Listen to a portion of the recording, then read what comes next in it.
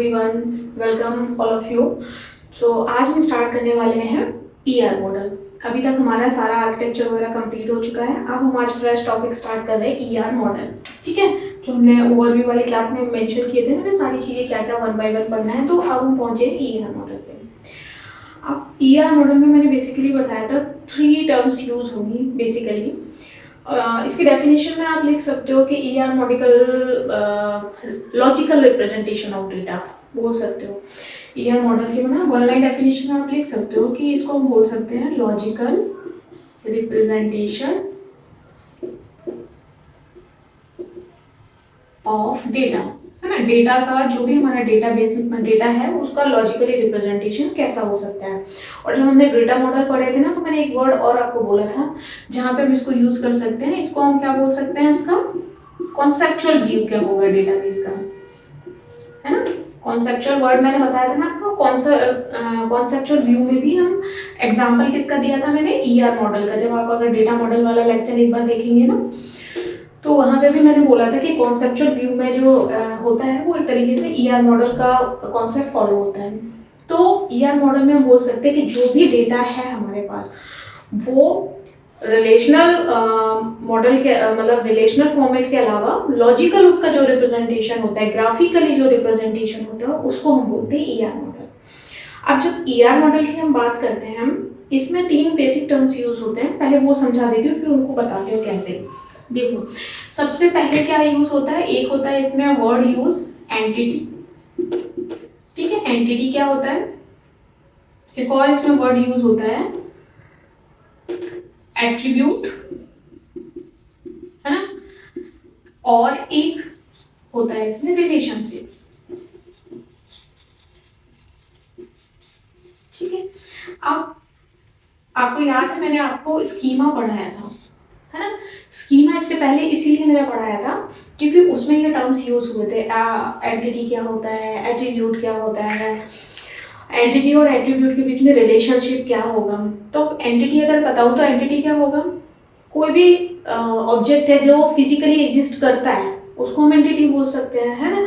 कि कुछ भी ऑब्जेक्ट है जो हमारा फिजिकली है भी एग्जिस्ट। जैसे कि मैं बोलूँ कि स्टूडेंट को मैं एज ए एंटिटी बता सकते हैं क्योंकि स्टूडेंट एग्जिस्ट करता है, तो स्टूडेंट हो गया एंटिटी। सो ईआर मॉडल में हम ये तीनों टर्मिनोलॉजी फ्रीक्वेंटली यूज करेंगे, एंटिटी, एट्रीब्यूट और रिलेशनशिप। इसके हिसाब से ही, इन तीनों के कॉम्बिनेशन से ही ईआर मॉडल बनता है।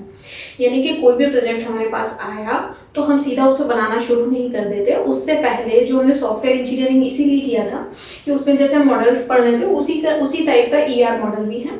यानी कि जो भी आप सॉफ्टवेयर आप यूज कर रहे हो, कोई भी एप्लीकेशन आप अभी यूज कर रहे हो, तो उसका साइड में कहीं ना कहीं बैकएंड में उसका डेटाबेस भी हैंडल हो रहा है, सारी चीजें वहाँ मैनेज हो रही है। तो उनको मैनेज करने के लिए ईआर मॉडल का यूज किया जाता है। ठीक है, अब ईआर मॉडल का जब भी हम यूज करते हैं तो ये तीनों चीजें यूज होती हैं। यानी कि ग्राफिकल रिप्रेजेंटेशन ऑफ डेटा, वहां पे हम जैसे एसआरएस बनाते थे ना कि सॉफ्टवेयर किस तरीके से बनेगा, क्या क्या फेजेस होंगे, वो तो सॉफ्टवेयर की बात हो गई। अब डेटाबेस भी अपने आप में डेटाबेस कैसे मैनेज होगा, तो वहां पे हम ईआर मॉडल को यूज करेंगे। अब मैं क्या होता है वो मैं आपको पहले समझा देती हूँ। जैसे मैंने एंटिटी का एग्जाम्पल दिया था, जैसे स्टूडेंट हो गया, स्टूडेंट हमारा एक एंटिटी हो गया। तो एंटिटी को रिप्रेजेंट करने के लिए हम किसका यूज करते हैं, स्क्वायर का। ये जो है हमारा रेक्टेंगल है, रेक्टेंगल को यूज करते हैं हम एंटिटी को रिप्रेजेंट करने के लिए। जहां जहां एंटिटी होगी उसको हम रेक्टेंगल में रिप्रेजेंट करेंगे। सेकेंड इंपॉर्टेंट थिंग कि एट्रीब्यूट जो थे हमारे, एट्रीब्यूट को हम करेंगे इस तरीके से रिप्रेजेंट, ओवल शेप में।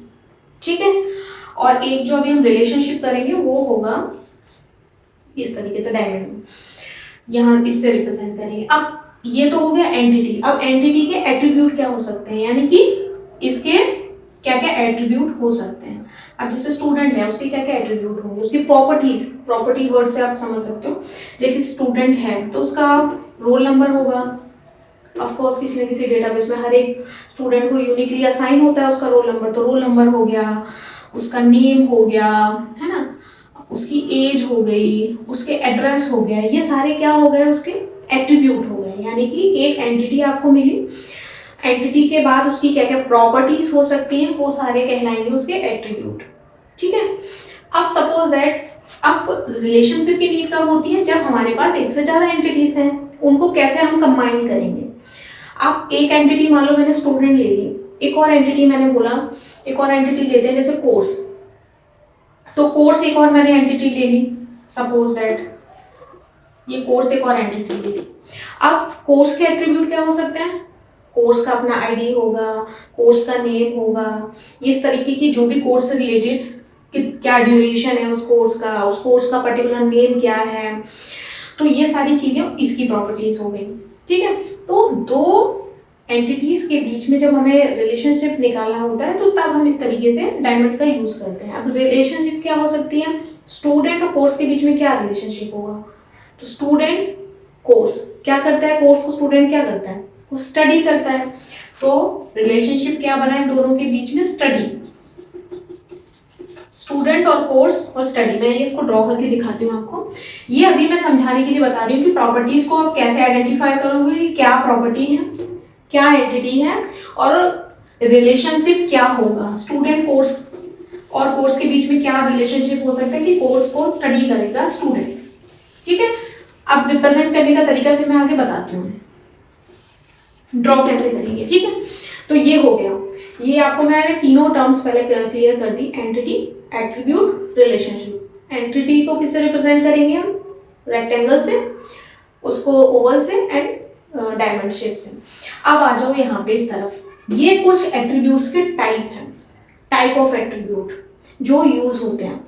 एंटिटी के कोई टाइप नहीं है, ठीक है, रिलेशनशिप भी हम अपने हिसाब से निकालते हैं कि दोनों के बीच में क्या हो सकता है। एट्रीब्यूट के कुछ टाइप्स होते हैं, ठीक है, तो मैंने ये पहले से मेंशन कर रखे थे, वो आप देख लो। Single valued versus multi valued कैसा होता है, सिंपल वर्सेस कॉम्पोजिट कैसा होता है एट्रीब्यूट, स्टोर्ड एट्रीब्यूट होता है, डिराइव्ड एट्रीब्यूट भी होते हैं, की एट्रीब्यूट भी होते हैं, नॉन की भी होते हैं, रिक्वायर्ड एट्रीब्यूट भी होते हैं और ऑप्शनल भी होते हैं। कॉम्प्लेक्स एट्रीब्यूट बहुत सारी बुक्स में नहीं भी दिया जाता, बट ये कॉम्बिनेशन होता है कंपोजिट और मल्टी वैल्यूड का। अब ये कैसे काम करते हैं वो मैं बताती हूँ आपको। जो अभी हमने एग्जांपल लिया था ना स्टूडेंट और उसका कोर्स का ना, मैं उसको ड्रॉ करती हूँ, फिर उसके बाद ना कंपैरिजन आप करना तो आप क्लियर समझ आएगा। सपोज दैट ये एग्जांपल ले रही हूँ मैं, ये हो गया हमारा स्टूडेंट, है ना, स्टूडेंट हो गया, ये हो गया कोर्स। ठीक है, अब स्टूडेंट कोर्स को क्या करेगा, स्टडी करेगा। इसके एट्रीब्यूट हो गए हमारे, मैंने रोल नंबर दे दिया या रजिस्ट्रेशन नंबर, जिस कॉलेज में या यूनिवर्सिटी में जो भी चलता हो, उसका नेम हो गया, उसका मोबाइल नंबर हो गया, है ना, एड्रेस भी हो सकता है उसका, कुछ भी हो सकता है, कितनी भी प्रॉपर्टीज हो सकती है, कोई फिक्स नहीं है। कोर्स का अपना हो गया, कोर्स आईडी हो गया हमारा, कोर्स आईडी हो गया, कोर्स ड्यूरेशन हो गया, कोर्स का नेम हो गया। इस तरीके से मैंने एक एग्जांपल ड्रॉ कर लिया। अब मैं इसके आपको एग्जांपल बताती हूँ ये एट्रीब्यूट के। सिंगल एट्रीब्यूट कौन से होते हैं और मल्टी वैल्यूड कौन से होते हैं। तो जो सिंगल एट्रीब्यूट होते हैं ना, उसको किससे रिप्रेजेंट करते हैं, सिंगल एट्रीब्यूट जो होंगे ना उनको सिंगल इससे करेंगे रिप्रेजेंट हम, ओवल से। और जो मल्टी वैल्यूड होते हैं ना, उसको रिप्रेजेंट करने के लिए हम डबल ओवल शेप का यूज करेंगे। तो एक तो ये होता है रिकॉग्नाइजेशन के लिए कि जिस भी डायग्राम में अगर आपको दिया रहे तो आपको पता होना चाहिए मल्टी वैल्यूड एट्रीब्यूट है। अब मल्टी वैल्यूड एट्रीब्यूट का मतलब क्या है, जिसको हम और ज्यादा क्या कर सकते हैं, जिसकी वैल्यू सिंगल है वो तो सिंगल हो गया, जिसकी वैल्यू एक से ज्यादा हो सकती है।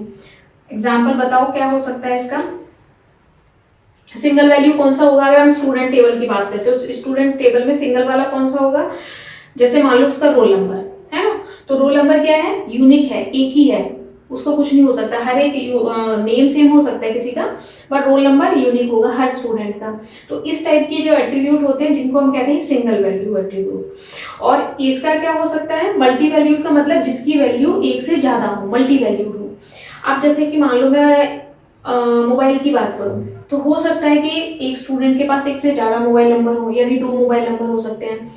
एड्रेस भी हो सकता है मल्टी वैल्यूड, प्रेजेंट एड्रेस कुछ हो सकता है, उसका परमानेंट एड्रेस कुछ हो सकता है।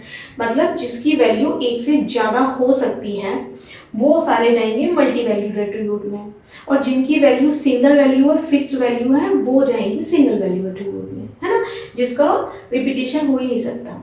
तो इस तरीके से आपको आइडेंटिफाई करना है, जो सिंगल वैल्यू को रिप्रेजेंट करते हैं वो सिंगल वैल्यूड, और जिनकी मल्टीपल वैल्यूज हो सकती हैं वो होंगे मल्टी वैल्यूड। तो ये वाला समझ आया। तो अब मैं नेक्स्ट समझाती हूँ सिंपल वर्सेस कंपोजिट। अब सिंपल जैसे नाम से ही आपको क्लियर हो रहा है, तो सिंपल क्या हो गया, सिंपल एट्रीब्यूट जैसे नेम हो गया किसी का, तो सिंपल वैल्यू एट्रीब्यूट हो गया, उसकी वैल्यू सिंपल है। कॉम्पोजिट का मतलब क्या होता है, कॉम्पोजिट वर्ड का मीनिंग क्या होता है, कंबाइन करना, मतलब एक से ज्यादा हो सकते हैं। जैसे कि मैं एग्जांपल दूं आपको, जैसे किसी की एज है ना, तो वो कैसा हो गया, सिंपल वैल्यू एट्रीब्यूट, क्योंकि उसको हम फर्दर डिवाइड नहीं कर सकते। एज फिक्स्ड ही है किसी की 25 26 जो भी है एज, तो वो हो गया हमारा सिंपल वैल्यू। कंपोजिट का मतलब क्या होता है, जिसको आप एक से ज्यादा भी हो सकते हैं। जैसे किसी का नेम है सपोज है, अब नेम को क्या हो सकता है, फर्स्ट नेम भी हो सकता है, मिडिल नेम और लास्ट नेम।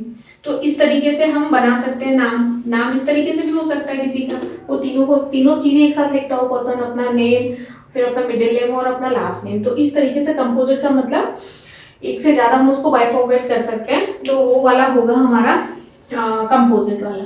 तो इस तरीके के जो एट्रीब्यूट होंगे वो हमें देखना पड़ेगा कि इस तरीके का कोई एट्रीब्यूट है तो सिंपल है, और कंपोजिट मतलब एक से ज्यादा कॉम्बिनेशन में जो हो सकता है एट्रीब्यूट वो होंगे हमारे कॉम्पोजिट एट्रीब्यूट, है ना।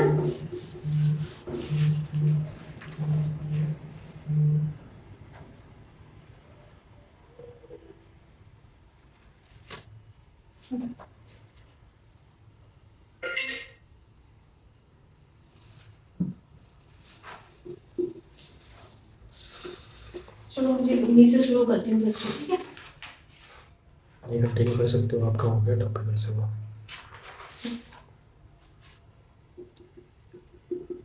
ठीक है, मैं करूँ और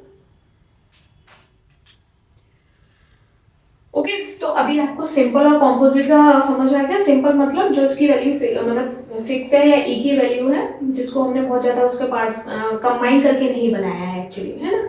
और कॉम्पोजिट मतलब उसके बहुत सारी चीजों को हमने कंबाइन करके बनाया, उसके नेम का जैसे मैंने आपको एग्जांपल दिया। अब नेक्स्ट आते हैं हम, स्टोर्ड एट्रीब्यूट क्या होते हैं और डिराइव्ड एट्रीब्यूट क्या होते हैं। आप देखो स्टोर्ड और डिराइव नाम से क्लियर हो रहा है, तो डिराइव को रिप्रेजेंट करने के लिए ना हम ये डॉटेड ओवल शेप बनेगा, इस तरीके से डॉटेड आपको बनाना पड़ेगा जिससे पता चले कि इसको डिराइव किया गया है, ठीक है। अब स्टोर्ड में क्या हो सकता है, जैसे मैं बोलूं डेट ऑफ बर्थ किसी की, है ना, डेट ऑफ बर्थ क्या होगी, एक से मतलब सेम हो सकती है दो लोगों की, डेट ऑफ बर्थ फिक्स है कि पहले डेट हो गया, DDMM by by format follow होगा कि हाँ भाई डेट ऑफ बर्थ ये है किसी की। डिराइव एट्रीब्यूट में बोल सकती हूँ मैं एज। एज कैसे निकाल सकते हैं, एज को हम डिराइव कर सकते हैं with the help of date of birth से। क्या करेंगे, जब कई उसमें देखा होगा आपने, कई फॉर्म में हम डिटेल फिल करते हैं तो क्या करते हैं, हम डेट ऑफ बर्थ एंटर करने को बोलते हैं, हम डेट ऑफ बर्थ एंटर करते हैं और नेक्स्ट उसका कॉलम जो होता है एज, उसमें ऑटोमेटिकली एज कैलकुलेट होके आ जाती है। वो कैसे कैलकुलेट करते हैं, क्योंकि जो सिस्टम डेट है उससे इसको माइनस करके जो भी प्रोसेस है उसको करके आपकी एक्चुअल एज वो फाइंड आउट कर लेते हैं। एंटर किया हमने डेट ऑफ बर्थ और फाइंड आउट किया एज, तो एज डिराइव हो जाता है with the help of date of birth. तो इस तरीके के जो भी एट्रीब्यूट होंगे उनको बोलेंगे हम डिराइव्ड एट्रीब्यूट, जिसमें हम एज को क्या कर सकते हैं, डिराइव कर सकते हैं किसी दूसरे एट्रीब्यूट से, ठीक है। तो डिराइव समझ आ गया, स्टोर्ड कौन से हैं और डिराइव कौन से हैं। उसके बाद सबसे इंपॉर्टेंट है जो हम की में भी करेंगे कॉन्सेप्ट, की और नॉन की। अब देखो की का मतलब क्या होता है, जैसे कि की होता है ना, जिसकी हेल्प से यूनिकली हम आइडेंटिफाई कर पाए किसी भी रिकॉर्ड को।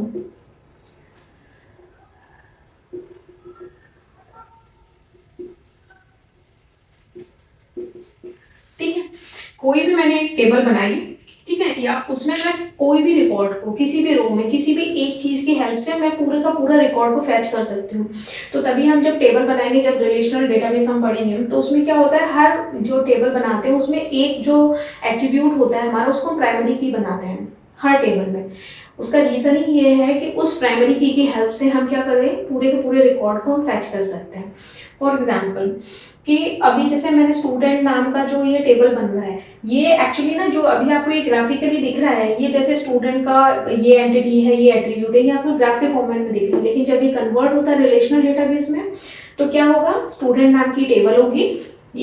ये वाला पोर्शन कैसे कन्वर्ट हो जाएगा, मैं सिर्फ स्टूडेंट का बता रही हूँ। ये स्टूडेंट नाम की टेबल बन जाएगी आपकी in the form of relational, और जो आपके एट्रीब्यूट हैं जिनको आपने ओवल में रिप्रेजेंट किया है, ये आ जाएंगे कॉलम के नेम, यानी कि ये रोल नंबर आपका बन गया एक कॉलम, नेम बन गया आपका नेक्स्ट कॉलम, एज, एड्रेस, जो भी आपने यहाँ पे उसके एट्रीब्यूट दिए हैं ना, वो सारे बन गए उसके कॉलम। तो तभी हम इसको क्या बोलते हैं, मैंने आपको स्कीमा पढ़ाया था, इसको बोलते हैं हम स्कीमा। ठीक है, और यहाँ पे रिकॉर्ड हम फिल कर देंगे। अब जैसे किसी स्टूडेंट का रोल नंबर है मान लो 101, उसका नेम है राज, ठीक है, उसकी एज है जो भी आपने लिखा, ठीक है, उसकी एज लिख दिया आपने 22, उसका एड्रेस लिख दिया।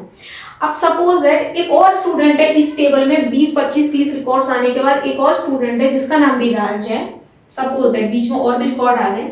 अब एक और स्टूडेंट है उसका नाम भी राज है और इत्तेफाक से उसकी एज भी 22 है ना, हो सकता है एड्रेस सेम हो, है ना, रूममेट हो तो एड्रेस भी सेम हो सकता है ऑफ कोर्स। अब क्या करोगे आप, अगर हमने कोई की नहीं बनाई है तो हम कैसे आइडेंटिफाई करेंगे। मान लो मैंने राज के थ्रू सर्च किया तो हो सकता है मेरे पास 4 रिकॉर्ड उठ के आ जाए, है ना। तो इसलिए हम क्या करते हैं, जो ये रोल नंबर वाला कॉलम है इसको बनाते हैं हम प्राइमरी की, जिससे जब हम एसक्यूएल की क्वेरी लिखेंगे तो हम जो रिकॉर्ड को फैच करेंगे with the help of primary की, तो वहां हम लिखेंगे, मेंशन करेंगे कि हमें वो रिकॉर्ड फैच करना है जिसकी प्राइमरी की वैल्यू 101 है। तो वो सिर्फ ये देखेगा कि 101 किसकी की वैल्यू है, उसको उठाएगा और उसके साथ पूरे रिकॉर्ड को फैच करके दे देगा। तो की मतलब की बनाने का या की डिफाइन करने का सबसे इम्पोर्टेंट जो रोल है वो यही है कि आपकी टेबल में से यूनिकली आइडेंटिफाई कर पाए पूरी की पूरी रिकॉर्ड्स को या उसकी रो को। और जब हम रिलेशनल और टेबल्स बनाएंगे ना फ्रीक्वेंटली, तो आपको और अच्छे से समझ में आएगा कि मैंने बनाया ही इसलिए है, मतलब हम डिफाइन ही इसलिए करते हैं जो कि हम एक कॉलम की हेल्प से, एक एट्रीब्यूट्स की हेल्प से हम पूरी की पूरी रो को, डेटा को हम फैच कर पाए। तो की का इतना इंपॉर्टेंट रोल है, ठीक है। तो की जब हम बनाते हैं ना, की कौन सा, अब जैसे ये हमने लिखा है ना सारे एट्रीब्यूट, ये ग्राफिकल, ये उसका टेबुलर फॉर्मेट, तो हमें किसको प्राइमरी की बनाना है ना, वो डिपेंड करता है जब हम डेटाबेस क्रिएट करते हैं। हमें पता होना चाहिए कि हम किस कॉलम को प्राइमरी की बना रहे हैं, क्या वो हमारे काम का है भी कि नहीं है। अब मैं नेम को बना दूं, नेम तो रिपीट हो सकते हैं, तो प्राइमरी की बेसिकली उसी को बनाते हैं जो यूनिकली वैल्यू को अपने अंदर स्टोर करता हो। आप देखो, अब जैसे रोल नंबर को मैंने की बनाया था, इसको मैंने प्राइमरी की बनाया था, है ना। अब नॉन की में कौन से एट्रीब्यूट जाएंगे, ऑफ कोर्स की एट्रीब्यूट को छोड़ के जो रिमेनिंग एट्रीब्यूट है हमारे, है ना, जो भी रिमेनिंग एट्रीब्यूट बच रहे हैं वो कौन से होंगे, नॉन की एट्रीब्यूट। यानी जो की एट्रीब्यूट हो गए उनको छोड़ के बचा हुआ जो भी है वो बन गया हमारा नॉन की एट्रीब्यूट, ठीक है। अब ये यहाँ तक समझ आ गया होगा की और नॉन की का कॉन्सेप्ट, है ना। तो सिंगल वैल्यू मल्टी वैल्यू हो गया। रिप्रेजेंटेशन का थोड़ा सा ध्यान आप रखना, मल्टी वैल्यू को डबल उसमें ओवल में, डेराइव को डॉटेड में। की के साथ में ऐसा कुछ रिप्रेजेंटेशन का इशू नहीं है। की को बस ये है जिसको हम प्राइमरी की डिक्लेयर करते हैं ना, उसके नीचे हम अंडरलाइन करते हैं। सपोज दैट जैसे मैं डायग्राम की बात करूँ ना, इसमें तो ऐसा कुछ नहीं है। इसमें जब हम ईआर मॉडल बनाएंगे तो जैसे मैंने रोल नंबर को बनाया की, है ना, एज ए की तरह बिहेव करेगा। तो इसमें क्या करेंगे, ओवल आपने बनाया, रोल नंबर लिखा और इसके नीचे से अंडरलाइन कर देते हैं, जिससे पता चल जाए कि प्राइम मतलब इसको एज ए की एट्रीब्यूट है ये, ठीक है। और इसमें तो जब हम बनाते हैं टेबल फॉर्मेट तो आगे ना इस तरीके से की बन के आ जाती है शेप में। तो अगर हम बाकी एसक्यूएल वगैरह की बात करें तो जिसको हमने की बनाया होगा ना उसके आगे ऐसी की का शेप बन के आ जाता है ग्राफिकली ऑटोमेटिकली। ठीक है, तो ये हो गए की और नॉट की। अब आते हैं रिक्वायर्ड वर्सेस ऑप्शनल। जैसे कि जब भी आपने देखा होगा कि कोई भी आप इंटरफेस यूज कर रहे हैं तो उसमें अगर आप कोई डिटेल फिल कर रहे हैं ग्राफिकली चलो कर रहे हैं, तो उसमें क्या होता है, कुछ कॉलम्स होते हैं, कुछ डेटा ऐसा होता है जो मैंडेटरी होता है कि भैया स्टार लगाया उसके आगे उसको आपको फिल करना ही करना है। जैसे कोई भी हम इंटरफेस यूज कर रहे हैं उसके आगे ऐसे लिखा है, जैसे मोबाइल नंबर आपको फिल करना है उसके आगे स्टार लगा है, यानी कि आप इस कॉलम को या इस डेटा को फील्ड को आप ब्लैंक नहीं छोड़ सकते, मैंडेटरी आपको डेटा फिल करना ही करना है। ठीक है, ये कंस्ट्रेंट हम लगाते हैं जब हम डेटाबेस का स्ट्रक्चर बना रहे होते हैं कि कौन कौन सी फील्ड हम मैंडेटरी है वो फिल करना ही करना है। जैसे कि जितनी भी हम की बनाते हैं, जैसे रोल नंबर है उसको आपको फिल करना ही करना है।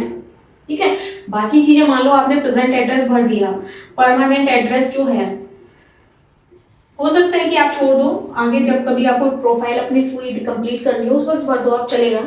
बहुत सारा डेटा ऐसा होता है जब हम कोई भी फॉर्म फिल कर रहे होते हैं, कोई अकाउंट क्रिएट कर रहे हैं, तो कुछ फील्ड ऐसी होती है जो हम अपनी प्रोफाइल में बाद में भी ऐड ऑन कर सकते हैं, सेट कर सकते हैं, है ना। लेकिन कुछ ऐसे होते हैं जो आपको फिल करना ही करना है, जैसे आपकी डेट ऑफ बर्थ हो गई, आपका फोन नंबर हो गया, आपका नेम हो गया। वो डिपेंड करता है कि आपको किस किस फील्ड की नीड है और वो यूजर से आपको चाहिए ही चाहिए, तो उन फील्ड को हम मैंडेटरी बनाते हैं। ये बनाना पड़ता है। ये कब, जब हम डेटाबेस का स्ट्रक्चर क्रिएट कर रहे हैं उस समय हमें ये सारी चीजें कंफर्म करनी होती है कि किसको हमें रिक्वायर्ड फील्ड में डालना है और किसको हमें ऑप्शनल फील्ड में डालना है।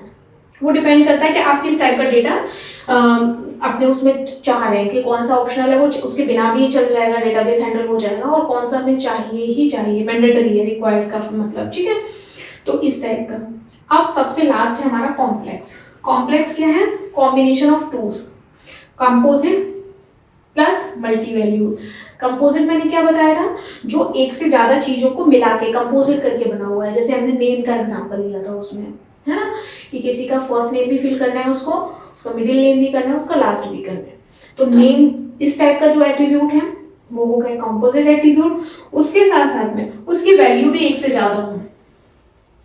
जैसे था हमने एग्जांपल लिया था कि इसका कॉन्टेक्ट डिटेल है वो सेम हो सकता है, उसकी वैल्यू एक से ज़्यादा हो सकती है।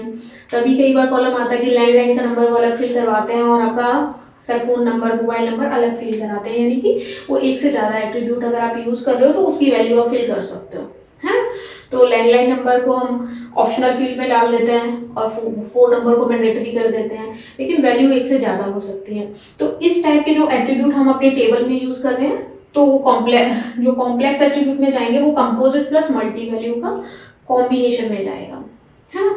तो ये बताने का रीजन ही ये था कि इसमें तो हमें बहुत इजी समझ आता है, ये ओवल है, ये है। इसको जब डेटाबेस डिजाइन होता है जिस पर्टिकुलर सॉफ्टवेयर में, चाहे आप एसक्यूएल यूज कर रहे हो, माई एसक्यूएल यूज कर रहे हो, ये वाला पोर्शन फिर क्या होता है, ये कन्वर्ट होता है in the form of table, जो मैंने आपको बना के दिखाया।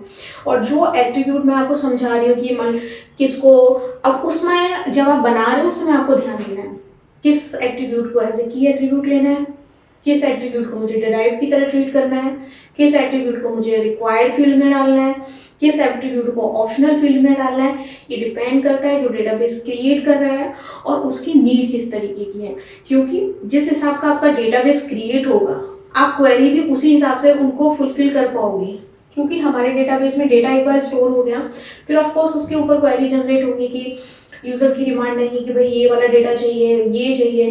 तो डेटाबेस को सोच समझ के क्रिएट करना पड़ता है जिससे सारी रिक्वायर्ड फील्ड जो हैं वो डेटाबेस में एग्जिस्ट करे और जिस फॉर्मेट में उनकी नीड है उस फॉर्मेट में करे, है ना। तो इसलिए एट्रीब्यूट का कॉन्सेप्ट बताना जरूरी था। हालांकि यहाँ से क्वेश्चन बहुत ज़्यादा नहीं बनते और आएंगे बहुत सिंपल सा है, एक बार दिमाग में स्टोर हो जाए तो ऐसा कुछ याद रखने वाला जैसा है भी नहीं उसमें। बट उसका बताने का रीज़न ये था कि टेबुलर फॉर्म में हमें थोड़ा सा ध्यान रखना है कि इसको कैसे करना है, किस फील्ड को किस में डालना है। अब डिपेंड करता है कि आप, हमारे पास जो प्रोजेक्ट है वो किस तरीके का है, उसमें क्या क्या एट्रीब्यूट यूज कर रहे हैं, किसका हमें फ्रीक्वेंटली एक्सेस करना पड़ेगा तो उसको किस में डालूं मैं, जो कम एक्सेसिव वाले एट्रीब्यूट हैं उनको अलग डालें हम, है ना। अब सपोज दैट मान लो, फॉर एग्जांपल देती हूँ बेसिक, कि मुझे किसी भी कॉलेज का या किसी भी स्कूल का डेटाबेस बनाने का एक प्रोजेक्ट आया मेरे पास कि आपको हमारा सॉफ्टवेयर मेंटेन करना है एज वेल एज आपको हमारा ओवरऑल डेटाबेस को हैंडल करना है। तो क्या होगा कि जो भी पर्सन जिसके साथ इंटरेक्शन हो रहा होगा, प्रिंसिपल या जो भी पर्सन हो सकता है, तो हम क्या करेंगे, डायरेक्ट उनकी बात सुन के हम सीधा क्वेरी लिखना तो शुरू नहीं कर सकते कि create table, take attribute this और ये सब कुछ तो नहीं कर सकते, उन्हें भी समझ नहीं आएगा। तो हम क्या करते हैं, उनकी रिक्वायरमेंट सुना, उसको ऑन पेपर सारी चीजें हमने लिखा, और उसके बाद जैसे हम वहाँ पे याद होगा एसआरएस बनाते थे ना सॉफ्टवेयर इंजीनियरिंग, वो क्यों बनाते थे, वो कॉन्ट्रैक्ट इसीलिए बनाते थे हम, क्योंकि पहले हम ग्राफिकली उस व्यक्ति को, जो भी पर्सन हमारे साथ इंटरेक्ट कर रहा है, उसको हम सेटिस्फाइड कर पाए कि आपका सॉफ्टवेयर इस तरीके का डिजाइन होगा। तो वो डॉक्यूमेंट क्यों बनाते थे, कॉन्ट्रैक्ट होता है, सो दैट उसमें सभी नीड, सारी कॉस्ट और सब कुछ मेंशन हो, और उसको जो भी दोनों पर्सन है उसको साइन करते थे। तो वो एसआरएस इसलिए बनाते थे। यहाँ पे डेटाबेस की हम बात करें तो ग्राफिकली हम उनको ग्राफिकली बना के दिखाते हैं कि भाई आपका डेटाबेस इस तरीके का दिखेगा, ये टेबल्स होंगी, ये एंटिटीज होंगी, ये डेटाबेस को ये चीजें वो स्टोर करके रखेगा। ठीक है, आप ओके हो उसके साथ में, वो पर्सन ठीक है, उसको मतलब उसने फाइनल कंफर्मेशन दे दिया, उसके बाद उसको साइन किया, तब जाके फिर जो वो बन गया है ग्राफिकली, जो ईआर मॉडल डिजाइन हो गया, वो किसको दिया जाता है, फिर उस पर्सन को जो पर्टिकुलरली उस डेटाबेस को हैंडल करेगा, यानी कि जो भी डेवलपर है उसको भी वो ग्राफिकली रिप्रेजेंटेशन वाला दिया जाएगा कि भाई ये है, अब इसको आपको बनाना है प्रॉपर डेटाबेस के फॉर्म में। तो इसीलिए मैंने बोला था कि ये कैसा होता है, लॉजिकल रिप्रेजेंटेशन, है ना। तो लॉजिकल रिप्रेजेंटेशन है, तो ये उस जो हमारा डेटाबेस बना रहा है, जो भी डेवलपर है, उसके एंड पे भी सारी चीजें होना, जिससे उसे पता चले कि मुझे क्या क्या एंटिटीज हैं, मानी जो एंटिटीज हैं वो कन्वर्ट होगी in the form of table, जो एट्रीब्यूट बनाए हैं हमने वो उस टेबल के एट्रीब्यूट बनेंगे, जिसमें फिर वो देखेगा, उसने मान लो उन्होंने मेंशन कराया कि एम्प्लॉय का आईडी या जो टीचर के आईडी है, तो उसके नीचे उन्होंने लाइन खींच रखी है जैसे ईएमपी आईडी, है ना, क्योंकि ऑफ कोर्स स्टूडेंट स्कूल में टीचर्स भी होंगे, तो एम्प्लॉय आईडी के नीचे जब हमने बनाया ना, तो हमने ये कर रखा है, तो उस व्यक्ति को ये समझ आ जाएगा कि मुझे जो एम्प्लॉय वाली टेबल बनानी है उसमें आईडी को प्राइमरी की तरह ट्रीट करना है।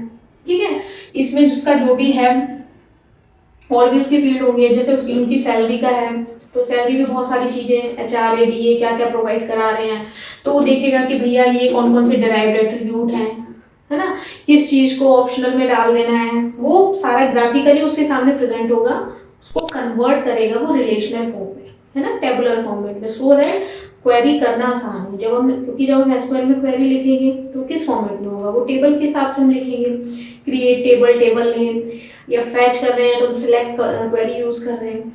तो ईआर मॉडल बेसिकली डिजाइन करने का पर्पस ही ये होता है कि आप डेटा को ग्राफिकली और लॉजिकली रिप्रेजेंट कर पाए, उसका कॉन्सेप्चुअल व्यू समझ पाए कि वो किस तरीके से क्या दिखेगा, किस तरीके से बनेगा वो, और उसके बाद फाइनल जाके हम डेटाबेस को in the form of relational model, relational या टेबलर फॉर्म में हम डेटाबेस को क्रिएट कर पाए, क्योंकि फाइनली ऑपरेशन जो परफॉर्म होंगे वो टेबल फॉर्मेट में ही होंगे, रो और कॉलम के फॉर्मेट में जब डेटा बन जाएगा तभी उस पर हम ऑपरेशन परफॉर्म कर सकते हैं।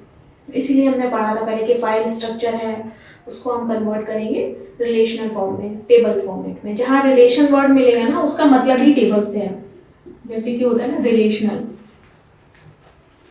जहाँ पे भी रिलेशनल डेटाबेस की बात आएगी ना बिल्कुल क्रिस्टल क्लियर है कि यहाँ पे टेबुलर फॉर्मेट की बात हो रहा है। फाइल सिस्टम अलग है, फाइल सिस्टम में हम अपने तरीके से हैंडल कर सकते हैं। तो नॉर्मल डीबीएमएस में और आरडीबीएमएस यही फर्क है कि इसमें जो डेटा होता है हमारा टेबल के फॉर्म में कन्वर्ट हो जाता है और सारे ऑपरेशन हम इसके ऊपर ही परफॉर्म कर सकते हैं। ठीक है, तो ये ईआर मॉडल का बेसिक कॉन्सेप्ट है, आपको समझ आया होगा। रिलेशनशिप कैसे दिखाते हैं वो हम एंटिटी को पढ़ के समझ के हम तय करते हैं इनके बीच में क्या होगा रिलेशनशिप। ठीक है, जैसे टीचर है और स्टूडेंट के बीच में क्या होगा, तो टीचर टीच स्टूडेंट, क्योंकि टीचर स्टूडेंट को टीच कर रहा है तो रिलेशनशिप बना टीच। स्टूडेंट और कोर्स के बीच में स्टूडेंट स्टडी कोर्स, तो इस तरीके से हमें ऐसा कुछ फिक्स नहीं होता, वो हमें उस समय एंटिटीज को देके फाइनलाइज करते हैं कि क्या होगा। ठीक है, तो ये ईआर मॉडल यहाँ पे कंप्लीट होता है। और इसमें जो भी कुछ रह गया है तो मैं आगे कंटिन्यू करूँगी। So thank you so much for watching us.